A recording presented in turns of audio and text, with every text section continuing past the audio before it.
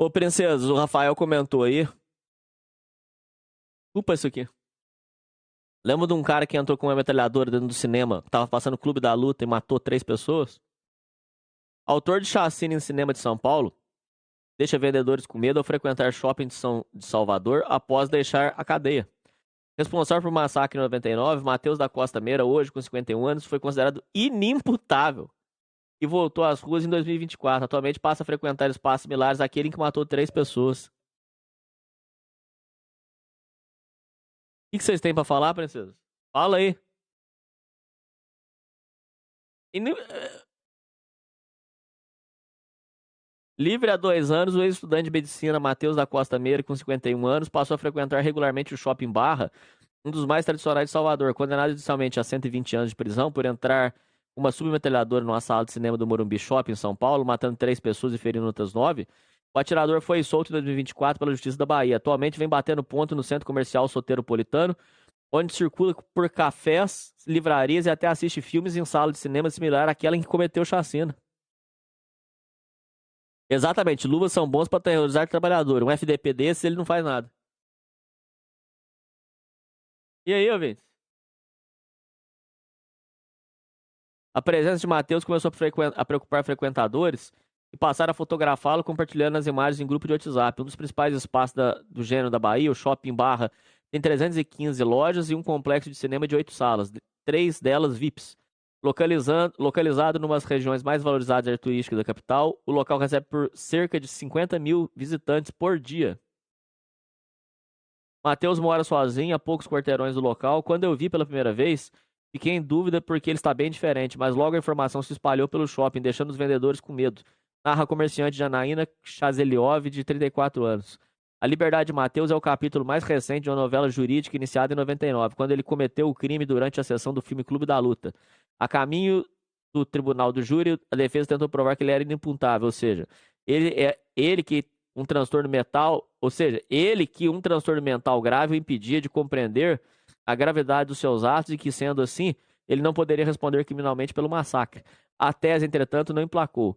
A Justiça Paulista instaurou um incidente de insanidade mental e nomeou a junta formada pelos psiquiatras Sérgio Paulo Rigonati, Antônio Carlos e Moacir Alexandro, além da psicóloga Maria Adelaide. Após meses de entrevistas, testes psicológicos e avaliações psiquiátricas, os 4 foram taxativos. Apesar de apresentar uma série de transtornos mentais, incluindo psicopatia, Matheus era imputável e tinha plena capacidade de compreender o caráter ilícito dos seus atos e de agir de acordo com esse entendimento. O principal argumento dos peritos era que o massacre havia sido planejado com uma riqueza de detalhes incompatíveis com a versão de que Matheus não sabia. Não é? Não sabia o que estava fazendo. Ele comprou a submetralhadora por 5 mil, providenciou munição, consumiu cocaína, deixou o apartamento onde morava, hospedou-se num hotel para dificultar rastreamento. Poderia ser na Câmara dos Deputados, mas lá tem detector de metal, por isso escolhi o shopping, declarou durante o inquérito. Para a junta médica, essa sequência de decisões demonstra que o assassino era capaz de planejar, antecipar as consequências e controlar a própria conduta. Ele é perverso e tão frio que me deixava assustado, declara o psiquiatra José Cássio Pita, médico particular de Matheus na época do crime. Levado ao tribunal do júri em 2003, ele foi considerado plenamente responsável pelo massacre, condenado e enviado para cumprir pena em Tremembé. Para ficar perto dos pais, Matheus pediu transferência de Tremembé para a penitenciária Lemos Brito, em Salvador, em 2004. Na nova casa penal, preso no regime fechado, ele tentou matar o traficante Francisco Vidal Lopes, de 58 anos, com golpes de tesoura na cabeça. Por causa da tentativa de homicídio, Matheus seria submetido novamente ao tribunal do júri. Sua nova banca de advogados, liderada por Vivaldo Amaral Adais, voltou a alegar que ele era inimputável, levando a um novo incidente de insanidade mental. Ao longo do novo processo, diferentes especialistas baianos levantaram a hipótese de transtorno de personalidade esquizoide, transtorno psicótico, esquizofrenia e transtorno delirante. Nenhum dos documentos localizados até agora, porém, registra uma conclusão pericial categórica de que Matheus fosse incapaz de compreender o crime ou de se autodeterminar. O reviravolta veio no julgamento. O Ministério Público da Bahia aderiu à tese e a acusação de defesa sustentaram juntas que Matheus era inimputável.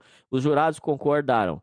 O juiz Moacir Pita Lima Filho o absolveu impropriamente e determinou sua internação por tempo indeterminado no Hospital de Custódia e Tratamento Psiquiátrico da Bahia, até que uma perícia atestasse a cessação de sua periculosidade. Cara, olha o nível Que perigo desse cara, bicho. Ouvintes do céu. Não é possível, ouvintes. Não é possível. Não é possível. Eu vi o relato de um cara que foi no banheiro e se deparou com o Matheus. Esse cara treinava no shopping. O Matheus falou bem do shape dele, usou o banheiro, foi embora com a mochila em direção à sala. Bizarro. Dito isso, ao invés de enviá-lo ao manicômio, vão soltar na sociedade. O que pode dar de errado com o maluco andando livre por aí. Cara, que bizarro. A batalha para tirar Matheus do hospital de custódia começou logo em seguida. A família e advogados passaram a pedir sua desinternação e a defender que ele poderia continuar continuar o tratamento fora da instituição. Diante do pedido, a justiça determinou novas avaliações pelos profissionais da unidade de saúde. Os pareceres, porém, traçaram um retrato desfavorável. Matheus não demonstrava arrependimento genuíno pelo massacre, nem empatia pelas pessoas. Numa das entrevistas feitas pelo psiquiatra, o assassino declarou: "Me arrependo, mas é aquele arrependimento egoísta. Porque, é claro, a pessoa vai pensar primeiro em si mesma. Eu me arrependo primeiro em relação a mim, depois em relação aos meus pais, porque não pensei neles quando fiz isso. Por fim, nos familiares das vítimas. Me arrependo do que fiz, mas quem está sentindo isso sou eu e minha família. Quer dizer, penso primeiro em mim porque está preso aqui, sofrendo, porque quem está preso aqui sofrendo sou eu. Existe a chance da família ter molhado a mão de quem dá os laudos." Cara, que família é essa, cara? Que porra de família é essa, ouvintes? Ouvintes, a minha mãe, se eu tivesse matado uma pessoa, ela já tinha me abandonado. Que porra de família que é essa, ouvintes?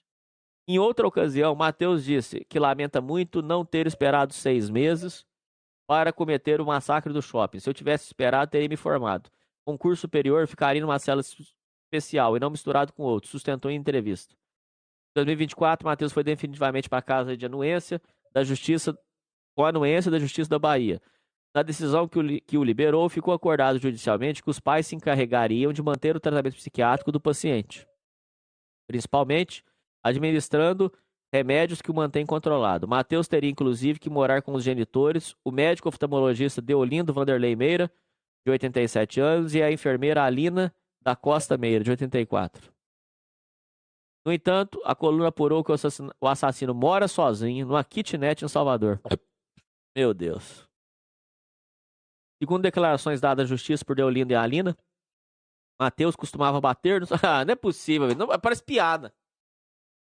Não é possível, Vitz. Matheus costumava bater nos familiares, chegando a quebrar 3 costelas do pai numa luta corporal. Matheus só agride quem ele gosta. O próprio preso que levou a tesourada disse isso ao juiz. Os dois eram amigos, conta o advogado Vivaldo Haddad. Não é possível, não é possível, não é possível. Então, logo Matheus foi solto, seu representante fez questão de encerrar o trabalho de defesa. Tenho medo de que ele apareça armado aqui no meu escritório. Aliás, todo mundo tem esse medo. Olha isso, ouvintes.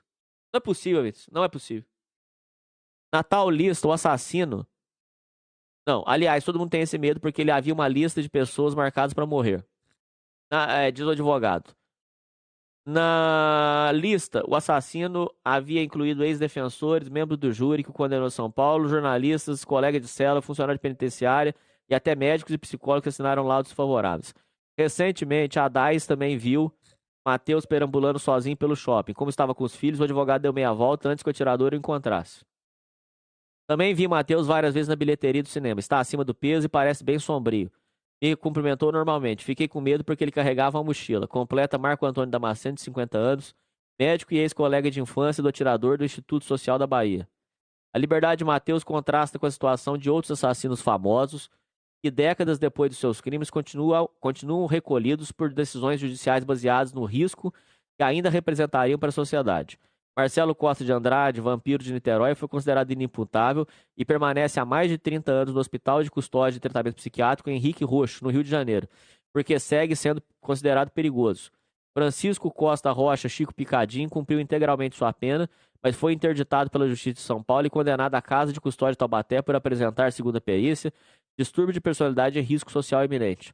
Roberto Aparecido Alves Cardoso Champinha, que tinha 16 anos quando participou dos assassinatos de Liana Frendebach e Felipe Café, ainda está recluso na Unidade Experimental de Saúde na Vila Maria, em São Paulo. A Justiça mantém sua internação compulsória por considerar que seus transtornos o tornam perigoso e que sua tendência à violência exige contenção, tratamentos e avaliações periódicas antes de qualquer eventual retorno ao convívio social. A psiquiatra Hilda Morana, que examinou Matheus durante 4 meses em São Paulo, considera que ele não deveria estar em liberdade. Segundo a profissional, O ex-estudante de medicina é altamente inteligente, plenamente imputável e tem capacidade de manipulação capaz de enganar até os próprios avaliadores. Para Morana, Mateus é um psicopata perverso, perigoso e despreparado para o convívio em sociedade. Ele não pode ficar na rua porque vai fazer maldade, garante. A psiquiatra afirma ainda que Mateus tentou se passar por doente mental desde o massacre, mas não conseguiu enganar a justiça de São Paulo. Chegou em Salvador, ele queria se passar por louco e se passou. Incrível como ele enganou a justiça baiana. Quando Mateus cometeu o massacre em 99, a lei brasileira limitava a 30 anos o tempo máximo de prisão. Portanto, se não tivesse cometido outro crime, chegaria a esse limite em 2029. Mas como em 2009, já preso, tentou matar o companheiro de cela, essa conta mudaria. Se fosse condenado a um novo crime, o limite de 30 anos poderia ser recalculado a partir da nova condenação, mantendo o preso por muito mais tempo. Apesar de ter dado parecer favorável à transferência de Mateus da penitenciária para o hospital de custódia e tratamento, o Ministério Público da Bahia foi contra a soltura e recorreu a instâncias superiores para tentar manter Mateus privado da liberdade. A psiquiatra Grace Adriana trabalhou por 3 anos no hospital de custódia e examinou durante quase um ano. É mais uma a defender que ele não poderia estar convivendo em sociedade.